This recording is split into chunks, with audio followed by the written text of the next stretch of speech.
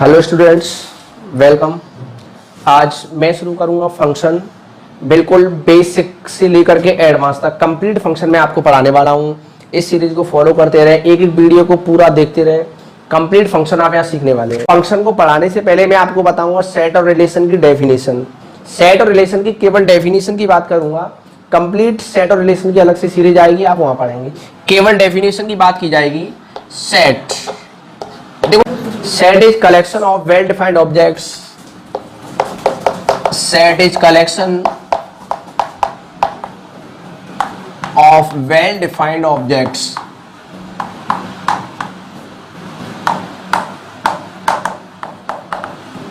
Set क्या है?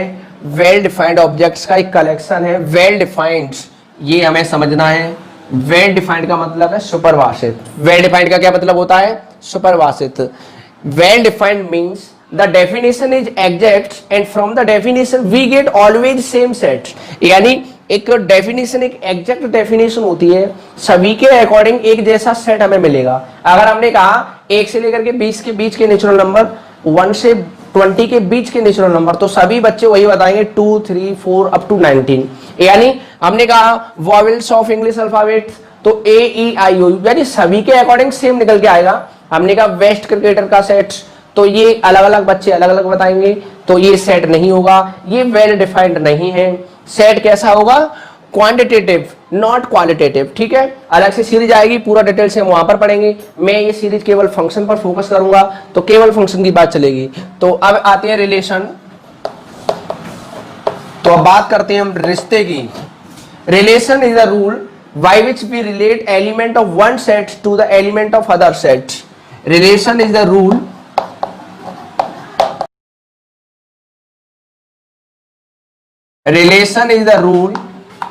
by which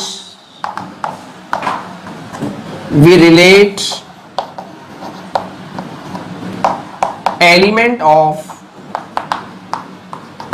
one set to another set। Function एक ऐसा रूल है जिसके द्वारा हम एक सेट के एलिमेंट को दूसरे सेट के एलिमेंट से रिलेट करते हैं। इसके बारे में भी पूरा डिटेल से अलग प्लेलिस्ट में पढ़ेंगे, अलग वीडियो सीरीज आएगी। फंक्शन की डेफिनेशन क्या है? फंक्शन एक ऐसा रिलेशन है जिसके द्वारा एक सेट के सारे एलिमेंट दूसरे सेट के साथ यूनिकली रिलेट करते हैं। एक एक टर्म को समझिए, मैं बिल्कुल बेसिक से लेकर एडवांस तक पढ़ाऊंगा, पूरी ABCD हम सीखेंगे। फंक्शन एक रिलेशन है, एक ऐसा रिलेशन जिसके द्वारा हम एक सेट के सारे एलिमेंट को दूसरे सेट के साथ यूनिकली रिलेट करते हैं। यानी function is the relation by विच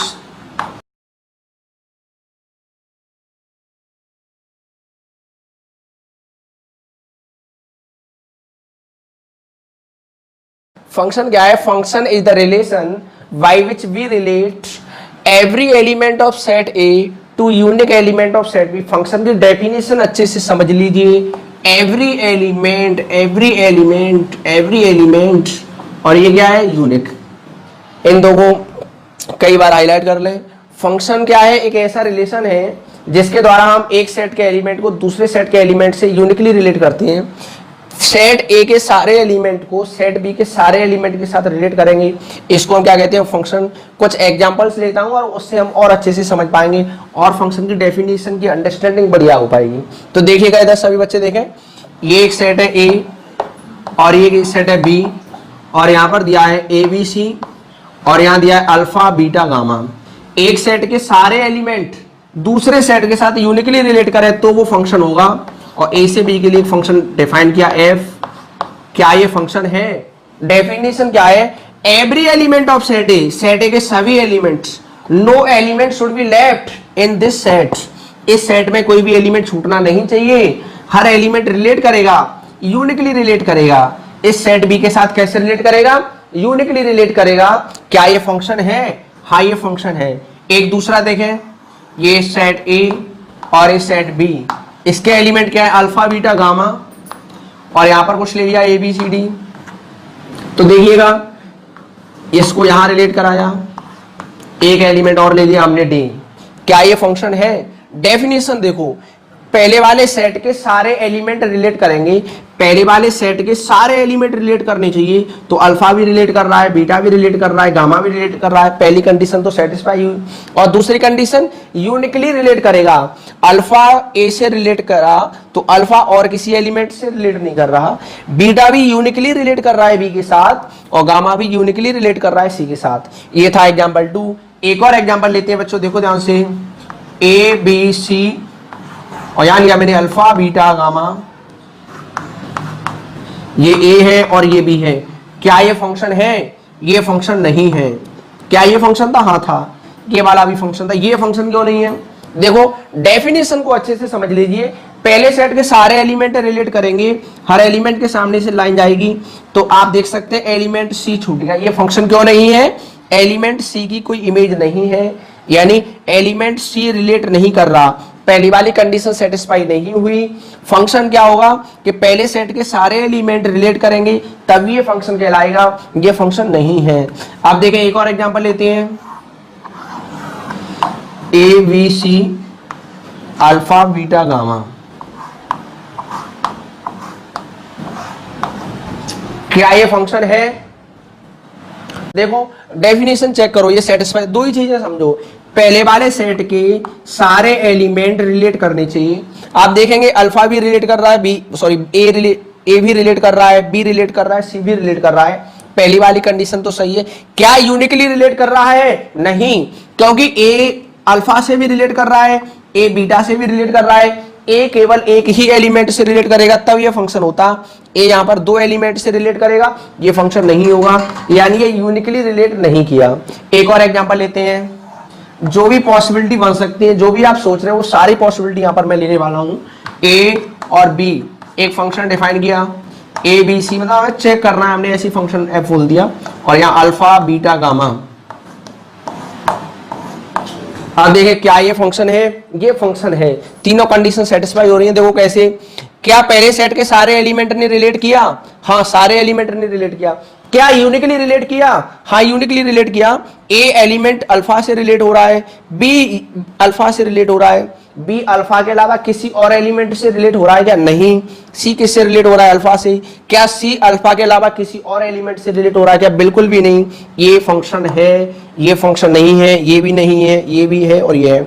एक बार दोबारा से समझ ले, मैं दोहरा देता हूं। Function is the relation by which we relate every element of set A to unique element of set B. Function एक ऐसा रिलेशन है कि पहले सेट के सारे एलिमेंट दूसरे सेट के साथ यूनिकली रिलेट करें। बिल्कुल सिंपल। देखो इधर ए किससे रिलेट कर रहा है? अल्फा से, बी बीटा से, सी गामा से। सारे एलिमेंट रिलेट हो रहे हैं और यूनिकली रिलेट कर रहे हैं। यहां पर भी सभी ने रिलेट किया, यूनिकली रिलेट किया। तो कुछ चीजें हमने देखी कि इधर कोई एलिमेंट नहीं छूटना चाहिए। अगर इधर एलिमेंट कोई छूटेगा तो वो फंक्शन नहीं होगा। अगर इधर एलिमेंट छूटता है तो कोई दिक्कत नहीं है। मैंने इसकी बात नहीं की, मैंने दूसरे सेट के बारे में कमेंट नहीं किया कि एलिमेंट छूटेगा या नहीं। हमने क्या कहा? पहले सेट के सारे एलिमेंट रिलेट करने चाहिए। समझ में आया बच्चों? अब देखो यहां पर क्या हुआ कि यूनिकली रिलेट करे, यहां यूनिकली रिलेट नहीं कर रहा। ए अल्फा से भी रिलेट कर रहा है और वही एलिमेंट ए बीटा से भी रिलेट कर रहा है। ये यूनिकली रिलेट नहीं कर रहा है, तो इसलिए फंक्शन नहीं है। सिंपल लैंग्वेज में आप ऐसे याद रखें कि हर एलिमेंट के सामने से लाइन जाएगी, हर एलिमेंट के सामने से लाइन जाएगी और एक ही लाइन जाएगी, तो वो फंक्शन होगा हमेशा। अब आप इधर आ जाएं, हर एलिमेंट के सामने से लाइन जा रही है ना, और एक लाइन जा रही है। यहां देखिए सारे एलिमेंट के सामने से लाइन जा रही है और एक लाइन जानी चाहिए। हमने देखा यहां इस एलिमेंट के आगे दो लाइनें जा रही हैं, तो ये फंक्शन नहीं हो। बिल्कुल सिंपल, ऐसे आप समझ लें। ये मैंने अभी मैपिंग वाली फॉर्म में बताई है। फंक्शन की कितनी फॉर्म होंगी, सारी चीजें पूरा डिटेल से आगे आने वाला है। अभी हमने केवल फंक्शन की डेफिनेशन की बात की। अब मैं इससे रिलेटेड कुछ 4-5 पॉइंट लिखाने वाला हूं। नोट 1 लिखो, कुछ नोट पॉइंट लिखेंगे।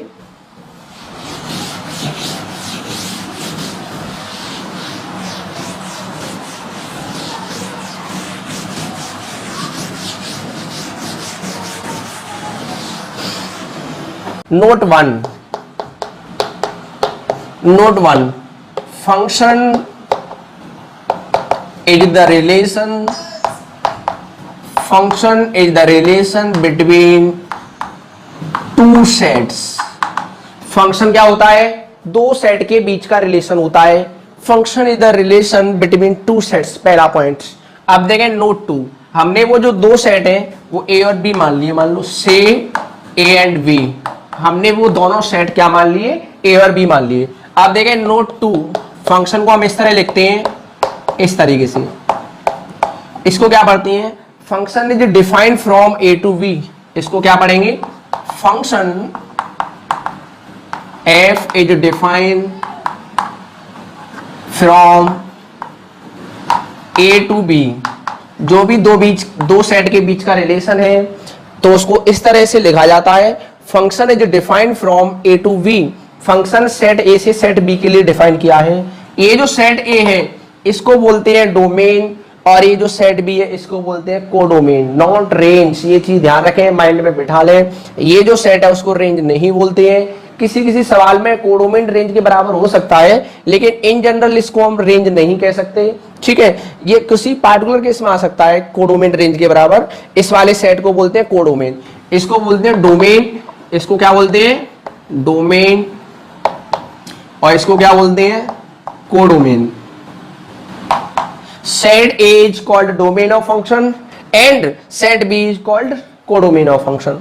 अगर ये इसको हम यहां लिख दें, इसको हम यहां लिख दें, जो भी सेट यहां लिखा होगा उसको डोमेन कहेंगे, जो भी सेट यहां लिखा होगा उसको कोडोमेन कहेंगे। अब देखें नोट 3, नोट 3 में क्या है, अगर कोई फंक्शन इस तरीके से दिया है, इधर ध्यान दें सभी, ये ए बी सी और यहां पर अल्फा बीटा गामा, ए अल्फा से रिलेट कर रहा है, बी बीटा से रिलेट कर रहा है, सी गामा से, ये ए सेट ये बी सेट, फंक्शन डिफाइन किया है एफ। तो देखें इधर ए अल्फा से रिलेट कर रहा है, इसका मतलब ये होता है कि ए में इनपुट देने पर हमें अल्फा मिल रहा है। इसका मीनिंग क्या है कि फंक्शन में हमने ए इनपुट दिया तो हमें आउटपुट क्या मिला, अल्फा। फंक्शन में हमने बी इनपुट दिया तो हमें आउटपुट क्या मिला, बीटा। फंक्शन में हमने सी इनपुट दिया तो आउटपुट हमें क्या मिला, गामा। अब देखो ए अल्फा से रिलेट कर रहा है, बी बीटा से रिलेट कर रहा है, सी गामा से रिलेट कर रहा है, तो ए अल्फा से रिलेट कर रहा है, इसका मतलब ऐसे बोलते हैं ए की इमेज क्या है, अल्फा। अल्फा क्या है, ए की इमेज, देखो इधर alpha is the image of A. Alpha क्या है, ये अल्फा क्या है, ए की इमेज है under function, under f, under function f. आप देखें बीटा क्या है, बी की image, beta is image of B under function f. Gamma किसकी इमेज है, सी की, gamma is image of C under f. देखो ए की इमेज अल्फा, बी की इमेज बीटा, सी की इमेज गामा, जो आउटपुट्स हैं उनको हम क्या बोलते हैं, इमेज। और एक और चीज, ये जो ए है बी है सी है, इनको क्या बोलते हैं, pre image.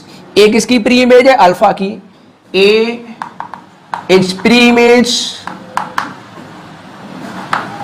Of alpha, B is pre image of beta, C is pre image of gamma. ये तीनों पॉइंटों में हमने क्या देखा, फंक्शन क्या है, दो सेट के बीच का रिलेशन है, पहला नोट पॉइंट।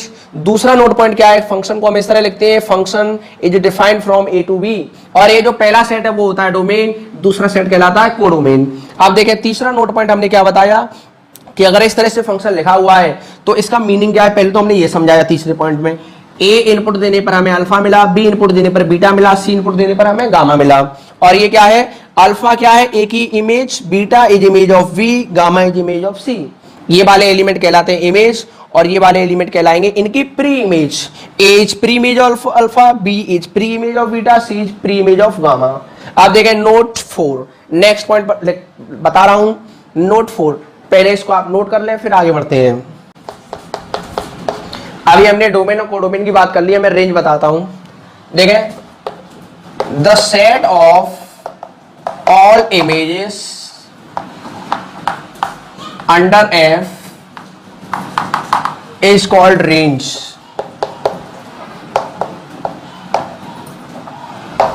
देखें इधर, the set of all images under f is called range.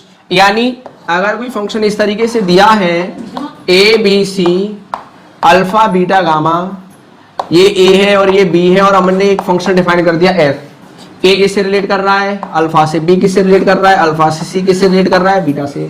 क्या ये फंक्शन है, हाँ ये फंक्शन है, सारे एलिमेंट के सामने से लाइन जानी चाहिए और एक ही लाइन जानी चाहिए, तो हम इसको फंक्शन कहते हैं। अब देखिएगा, अब मैंने बात की डोमेन, ये जो सेट है वो पूरा क्या होता है, डोमेन कंप्लीट सेट, और ये वाला जो सेट है कंप्लीट वो क्या है, कोडोमेन। रेंज क्या है, जो इमेजेस का सेट है, ए की इमेज अल्फा, बी की इमेज अल्फा, सी की इमेज बीटा। इमेज तो केवल यही दो एलिमेंट है ना, रेंज में केवल यही दो एलिमेंट आएंगे, रेंज में केवल यही दो एलिमेंट आएंगी, ये है रेंज। अभी आगे जो वीडियो जाने वाली हैं उनमें डोमेन और रेंज निकालने के बहुत सारे मेथड मैं आपको सिखाने वाला हूं। जो भी एग्जाम में डोमेन और रेंज से रिलेटेड क्वेश्चन बन सकता है, सबसे ज्यादा पार्ट डोमेन, रेंज और ग्राफ वाला ही है। फंक्शनों के ग्राफ बनाएंगे, डोमेन रेंज निकालना सिखाएंगे, सबसे ज्यादा पार्ट यही इसी का है।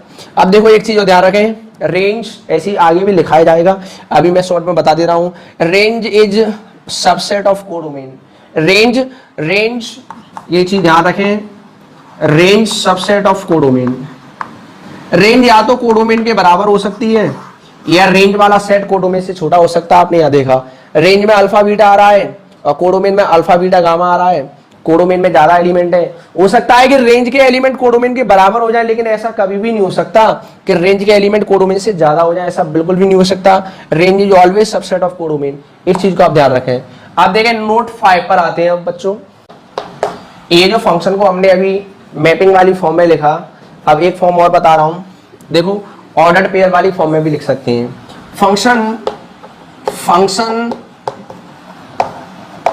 Can be written set of ordered pairs. Function ordered pair की फॉर्म में भी लिखे जा सकता है।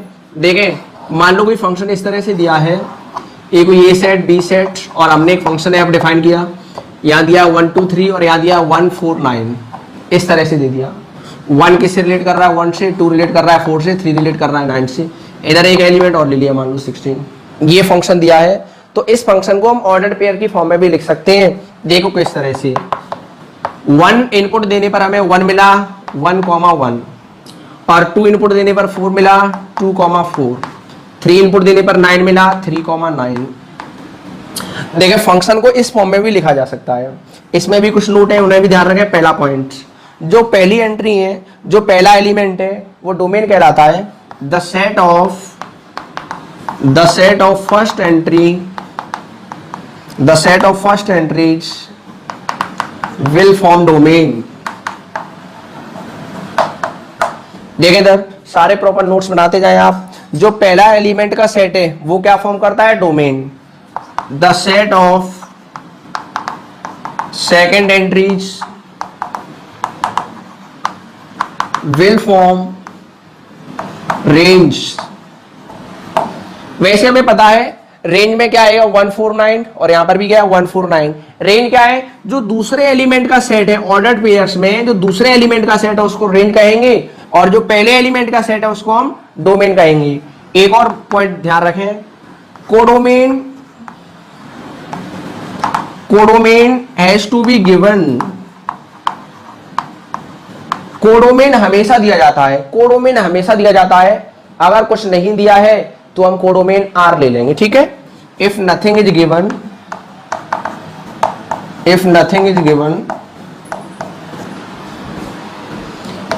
We take H R. अगर कुछ भी कोडोमेन नहीं दिया है तो कोडोमेन हम कंप्लीट रियल नंबर का सेट मान लेते हैं। इस पॉइंट को नोट करें जल्दी से। फंक्शन की एक अल्टरनेट डेफिनेशन और मैं लिखाता हूं, क्या है। In general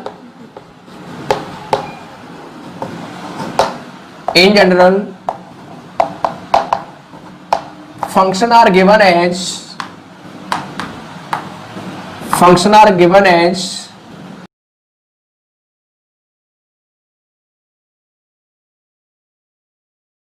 in general function are given as relation between two variable using mathematical expression। in general function क्या है, दो वेरिएबल के बीच का रिलेशन है। इन जनरल फंक्शन क्या है, दो वेरिएबल के बीच का रिश्ता है। यानी कहीं पर हमने लिख दिया y बराबर एक्स स्क्वायर, कहीं लिख दिया y बराबर साइन एक्स, कहीं लिख दिया y स्क्वायर बराबर एक्स। तो ये क्या है, x और y के बीच का रिलेशन है। लेकिन x और y के बीच का हर रिलेशन फंक्शन नहीं है। कौन कौन सा रिलेशन फंक्शन होगा ये मैं अभी आगे बताने वाला हूँ। y बराबर एक्स स्क्वायर फंक्शन है, y बराबर साइन एक्स भी फंक्शन है, y स्क्वायर बराबर एक्स फंक्शन नहीं है। ठीक है, तो अब y बराबर एफ एक्स, जो यहाँ पर जो हम पढ़ेंगे मेनली यही एनालिटिकल डेफिनेशन यूज की जाएगी। एनालिटिकल डेफिनेशन बोलते हैं इसको, एनालिटिकल डेफिनेशन। देखिएगा y बराबर एफ एक्स, ये जो x है उसको हम इंडिपेंडेंट वेरिएबल कहते हैं,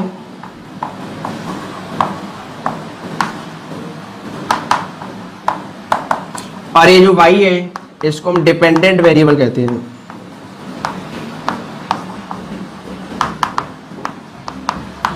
ये जो x है इसको इंडिपेंडेंट वेरिएबल, y को डिपेंडेंट वेरिएबल, यानी फंक्शन क्या है, function is the relation between independent variable and dependent variable. In general change भी हो सकता है, इन जनरल ऐसे रहता है कि x independent y dependent, x की मैं कुछ भी वैल्यू दूंगा, 1 रखूंगा, 2 रखूंगा, 3 रखूंगा, x की कुछ भी वैल्यू रख सकता हूं इंडिपेंडेंट वेरिएबल, और जो y की वैल्यू आएगी वो डिपेंड करेगी इस पर, तो ये डिपेंडेंट वेरिएबल। ठीक है, अब इसमें भी जैसे मैंने फंक्शन की ये वैल्यू डेफिनेशन बताई, फंक्शन y बराबर एफ एक्स की फॉर्म में लिखा, तो मेरे मन में 5 बातें आई, वो 5 बातें और जान लीजिए। फर्स्ट पॉइंट, एवरी रिलेशन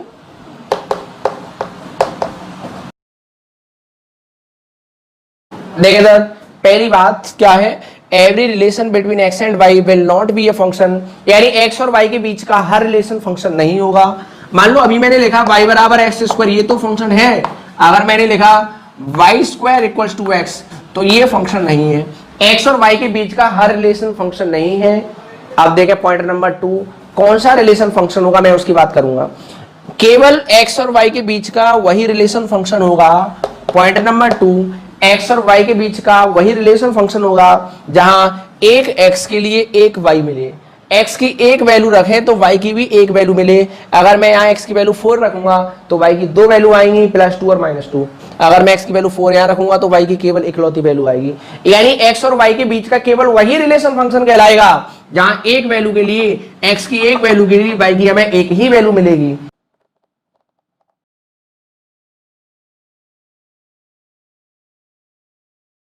देखिए sir, only that relation will be a function, केवल वही रिलेशन फंक्शन कहलाएगा। एक्स और वाई के बीच का हर रिलेशन नहीं, केवल वही रिलेशन फंक्शन कहलाएगा in which for one value of X be get one value of Y, जहां एक्स की एक वैल्यू के लिए हमें वाई की एक वैल्यू मिलेगी। हम ग्राफिकली भी चेक कर सकते हैं, हमने फंक्शन का ग्राफ ड्रॉ किया तो वहां पर अगर हम कोई भी वर्टिकली लाइन खींचे तो वो ग्राफ को एक ही बार कट करेगा।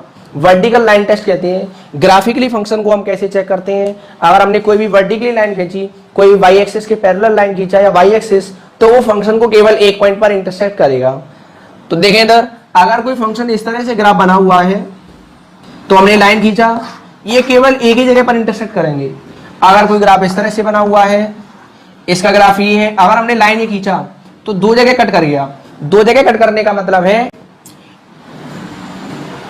x की वैल्यू 4 पर y की वैल्यू 2 भी हो सकती है, y की वैल्यू -2 भी हो सकती है।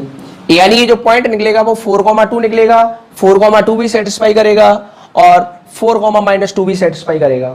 देखें x की एक वैल्यू के लिए y की दो वैल्यू मिल गई, यहाँ पर x की एक वैल्यू के लिए y की दो वैल्यू मिलेंगी, तो ये फंक्शन नहीं हो सकता, ये फंक्शन नहीं है और ये फंक्शन है। यानी अगर कोई भी वर्टिकल लाइन हम खींचे तो वो फंक्शन के ग्राफ को केवल एक जगह इंटरसेक्ट करेगा। अगर एक से ज्यादा जगह इंटरसेक्ट करेगा तो वो फंक्शन नहीं होगा। तीसरा पॉइंट यही है। देखें थर्ड पॉइंट,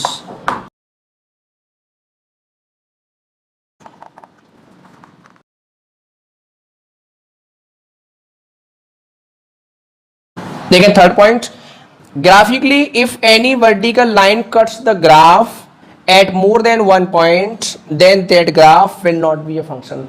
अगर कोई भी वर्टिकल लाइन ग्राफ को एक से ज्यादा पॉइंट पर कट करे तो वो फंक्शन नहीं होगा।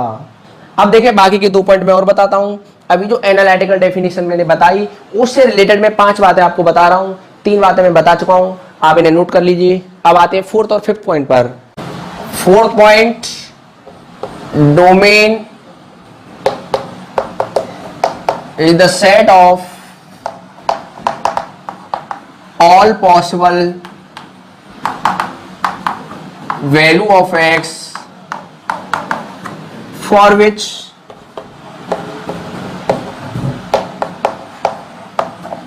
we get real value of y।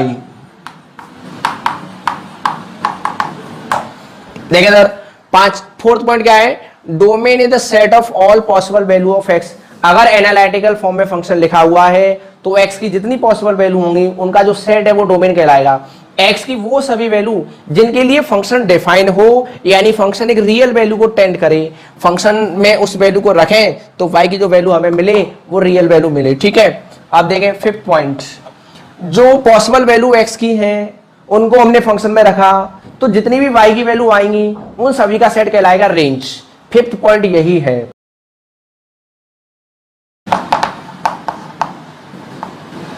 Range is the set of all possible value of y, यानी वाई की जितनी पॉसिबल वैल्यू होंगी, एक्स की जो वैल्यू आएंगी ना उनको रखेंगे तो वाई की जो वैल्यू आएंगी उसको हम रेंज कहते हैं। ये हमने किया फंक्शन की डेफिनेशन का पूरा पोस्टमार्टम। इस वीडियो में हमने केवल फंक्शन की डेफिनेशन डिस्कस की। फंक्शन की डेफिनेशन क्या है, उससे रिलेटेड नोट पॉइंट क्या है। ठीक है, आगे हम बहुत सारी चीजें सीखने वाले हैं। इस सीरीज को फॉलो करते रहें। जो भी बच्चे IIT जेईई की तैयारी कर रहे हैं आप उनको शेयर कर दीजिए प्लेलिस्ट। आप जुड़े रहे हमारे सारे सोशल लिंक को फॉलो कर लीजिए और इस चैनल को सब्सक्राइब कर लें। जो भी वीडियो आएंगी आपको अपडेट मिलती रहेगी, बेल आइकन भी दबा लें और जो भी बच्चे पढ़ रहे हैं आप उन्हें शेयर कर दीजिए।